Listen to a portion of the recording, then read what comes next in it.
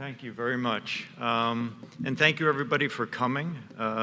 Being an organizer, I have the ability to see behind the curtain a little bit, and we have a good mix of primary care people, trainees, cardiologists, and radiologists. Basically every group we would like to come to the table when we're talking about these changes that are going on in these modalities cardiac CT has to offer. So I'm going to be talking about the assessment of chest pain and choosing the right test with a big focus like we're doing, and coming off the two speakers before me who were fantastic, the evidence for CCTA as a frontline or first approach test. I don't have any disclosures, and I will not be discussing anything off-label or investigational. So I think this is kind of why we're here, and a very important point to moving forward is the guidelines. The chest pain guidelines changed, and they changed in a significant way with a big refocus on how we look at chest pain and heart disease. Chest pain, heart disease remains the #1 public health epidemic, the #1 killer, with significant frontline compared to many other things. However, there's a large amount of impact that can be had if you focus on something like that. And when we look at chest pain, I think it's good to look at the guidelines. And let's see, or take a look in a little bit more depth into what's going on in the guidelines. Again, Dr. Gulati will be here, very important component of this. And it's kind of that new direction of preventative. So really, it's a new definition for CAD from atypical, and chest pain is out. And now we have cardiac, possibly cardiac, and non-cardiac definitions. And that's kind of getting to the point of symptoms matter. And I think Dr. Budoff even tapped on that a little bit, is a lot of these indications, it's very important, and I'm directly speaking with primary care as well, to elucidate or bring in real symptoms that are chest pain related.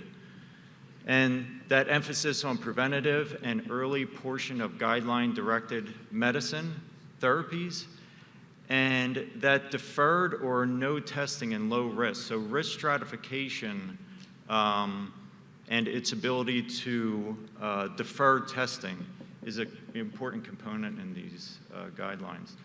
And kind of what we're doing here is looking beyond the lumen. So a lot of our guidelines beforehand had been very stenosis-centric. And what we're moving into is, again, that high-risk plaque, those pericoronary findings or inflammation on CT, and looking into the microvasculature of the heart.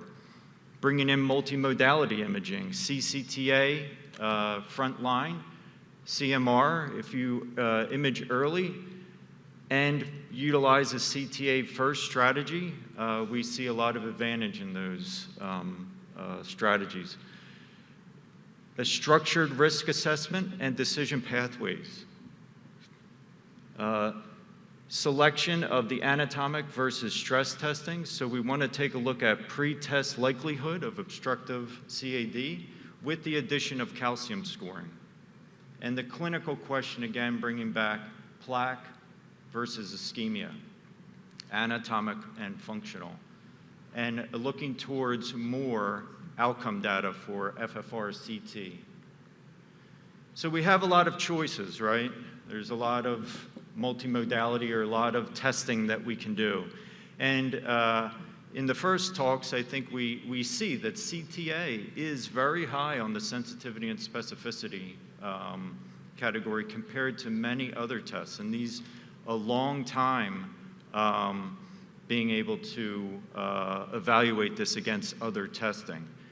But with tests, you get comfortable, right? You have a test, you understand how a test works, you train and learn on a test, so you have a tendency to use something that maybe as things are changing, could be used for another, and another tool could be used for that job. So where did this come from? And I think it's good to kind of understand a little bit of history. And you see these numbers. Dr. Budoff was talking about 64 slice scanners, 2008. So I think it's good to understand kind of the history of how we've come to now CTA as a class 1 indication in our guidelines. And where this kind of comes from is more of a global understanding. And if we look over at the UK and the NICE guidelines, if we look all the way back to 2010, they started putting in cardiac CT in the form of calcium scoring into their guidelines. And that was done by work in the calcium scoring, and here's Dr. Shaw in radiology, and on the left in the blue, you see typical Framingham risk stratification and hazard ratios. And then you look at calcium scoring and how much better it can tweak out those patients.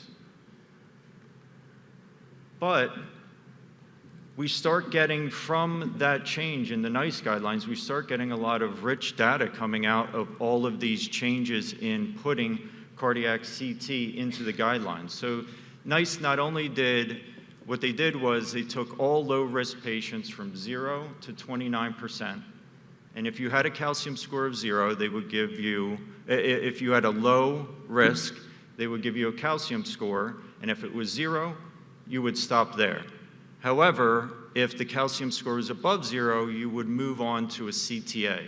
So we start finding a lot of rich data coming out of the UK with CTA information.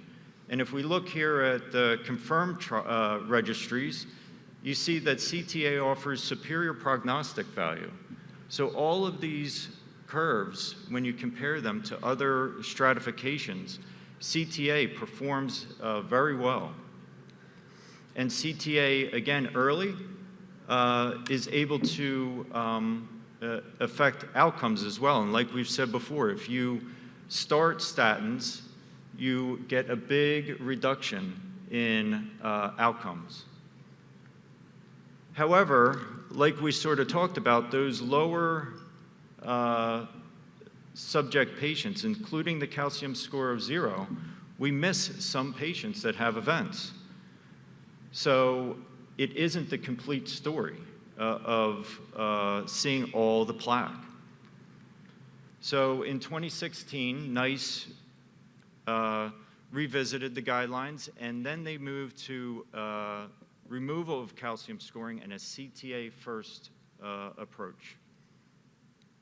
And that brings up when Europe was looking to redo their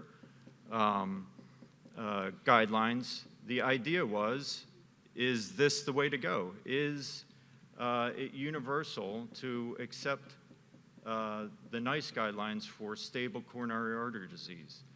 And some of the things that we'll see is in people with greater than 50% disease as the reference standard, CTA, MRI, and PET are the most sensitive and the most specific modalities, whereas SPECT, like we're seeing, stress echo are less sensitive and specific.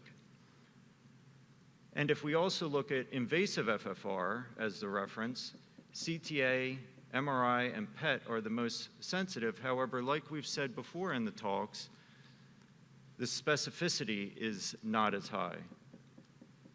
So CTA is the least specific,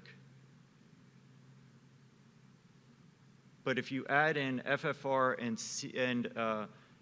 to the CTA, it increases the specificity to the level of MRI and PET without the loss of sensitivity. So when we look at the balance of things, we have CTA, highest sensitivity, great prognosticator, improves outcomes and medical treatment. However, again, it has low specificity. Those ability for false positives to creep in.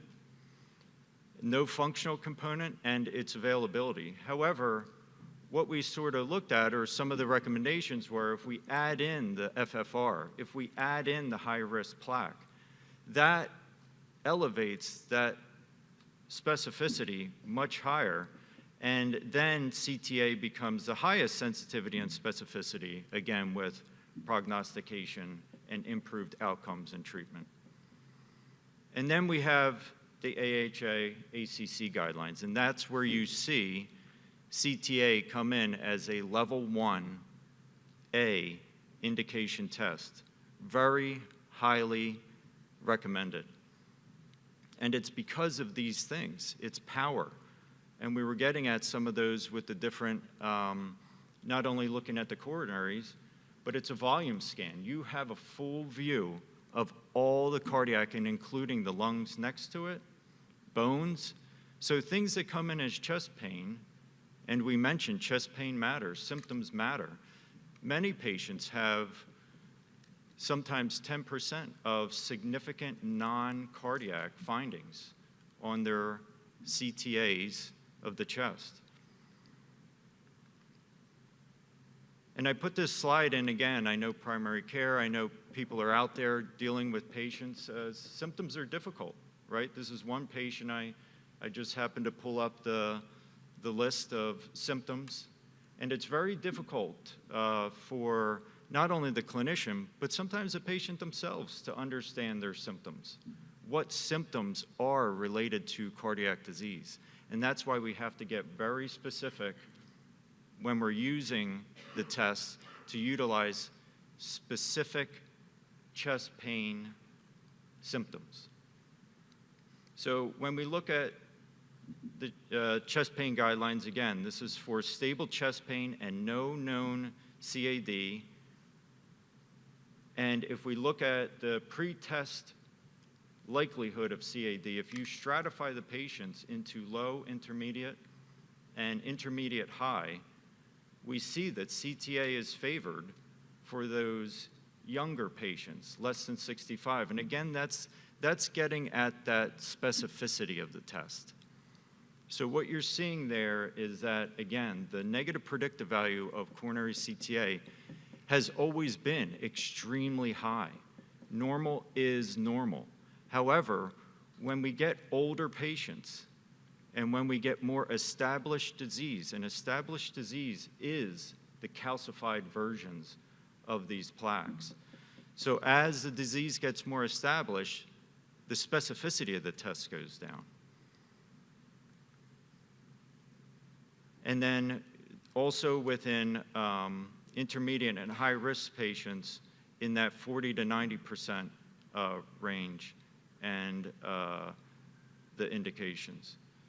So here I kind of have an example, right, of what we talked about earlier. And I think it just brings home that power that the test can have. When things are normal, it's normal. There is no plaque, there is no disease that is of significance. And this goes all the way back, like Dr. Budoff was saying, to 2008. These are from 2005. This test has had this power for a long time. However, we're more getting into, or we can take a look at as well with AI, is the plaque characterization and the phenotyping, right? So you can take a look at the type of plaque that is on the coronaries. And plaque characterization, it verified that high-risk plaque is an independent predictor of coronary symptoms and coronary disease and risk factors. And there's an association between the high-risk plaque and MACE. So this is from the Scott Hart trial, showing adverse coronary plaque characteristics and overall calcified plaque burden confer an increased risk of MACE or hard coronary events. And if we take a look at the Scott Hart trial again, it's a big part of the coronary CTA story, and CTA allows appropriate targeting of intervention and not just those with severe flow-limiting stenoses. And another important part about the Scott Hart trial and the NICE guidelines is the outcomes when you split the patients out into specific chest pain, right? So if you just take the patients that have true anginal systems, you see a widening of the CTA arm and the standard of care. So symptoms are very important in the decision tree. So here's another sub-analysis of the Scott Hart trial, and what that's showing is treatment outcomes again. So if we get to these patients, and if you see on the left sort of the lag period of 49 days to get the results and to get the treatment to the patient, that when the patient does get treatment, there's a significant reduction in events. And taking a look at the PROMISE trial, I want to go back to the idea of the specificity, right? It's an important component. CTA is extremely powerful when it's normal. However, when you get disease, when you get calcified plaque, established plaque, CT, it's just a function of the machine. We're dealing with photons in a mechanical scanner. It has difficulty with calcium. So as CTA is a test of choice for people under 65, usually less established disease and low calcium scores. And over 65, and once there's a higher calcium score, a functional test, adding a functional test is more predictive. And let's see some examples of that, right? It's nice to see what's going on. And here I thought this was a nice paper that kind of showed the different forms of calcium that start to accumulate on a coronary artery. Small coronary arteries, right? And as calcified plaque, it moves from non-calcified plaque to established and calcified plaque and bulky type plaque. So as you see, it goes along to, and the black area on the, below the pictures above show the amount of calcium that starts to form. And it can even get more than the last one there, where it's a complete black area. It's, on the scans, it's actually white, but it's a complete white area that you can't see any lumen, and you just don't know what's below the white stuff, if it's vessel there or if it's all calcium. And you can see the stratification here, that as you get more bulky calcified plaque, your sensitivity, your specificity, your positive predictive value, all of that accuracy goes down quickly. So there's decreasing test accuracy, reproducibility between readers, reproducibility between scans, and the higher the calcium score, adding a functional test is more predictive. Here's some plot curves that show the same thing, non-calcified plaque on the left and calcified plaque. When it's non-calcified, there's a very tight agreement along the line, very accurate assessment of stenoses and degrees of stenoses. However, that breaks down with the more calcified and the bulkier the calcified plaque gets. So adding something like FFR, CT, improves this. So over 65 or a high calcium score, we see that from the NICE trials, there's improvement in the cost effectiveness with using functional imaging, whether it's FFR-CT or nuclear, some other functional assessment. The forecast trial was taking a look at FFR-CT in the acute setting and saw no real difference. However, it did help with taking a look at vessel-level disease and treatment. So where are our trends going? And we already see this starting to happen. So on the left, you can see the UK trends with imaging. We've seen this slide before. And you see that kind of uptick in cardiac CT and cardiac MRI, and sort of gliding down of the other SPECT and images. And you see on the right some of the US imaging trends that show the same kind of patterns. If we look at the utilization rates in the Medicare beneficiaries, the trends from 2010 to 2019, you see these same patterns. You see the stress echo and the SPECT imaging decreasing, and this is compared both with cardiology and radiology, and the uptick in imaging. So really, AI is coming into this space for those areas of the decreased specificity with the imaging. The negative predictive value was always fantastic. However, the CT scanner is really just an X-ray machine hooked up to a computer. And when you get nice images, a nice volume scan, you can then use that reproducible data to curate all sorts of information from it. And as conductors and computers get better, our information gets better, and you can see it in the amount of patent filings that are happening, private investment in AI. Everything is going up and going up quickly. And it gets busy out there, right? So more than 520 FDA-cleared AI algorithms are available in the United States in 2023. Radiology had almost 400 of those, and the vast majority of them were in cardiology, so cardiac imaging. And this is always a fun quote I like to put up there. It's Jeffrey Hinton in 2016. He said, "I think if you work as a radiologist," or I think I can add in multimodality to this now, "you are like a coyote that's already over the edge of the cliff but haven't yet looked down. People should stop training now.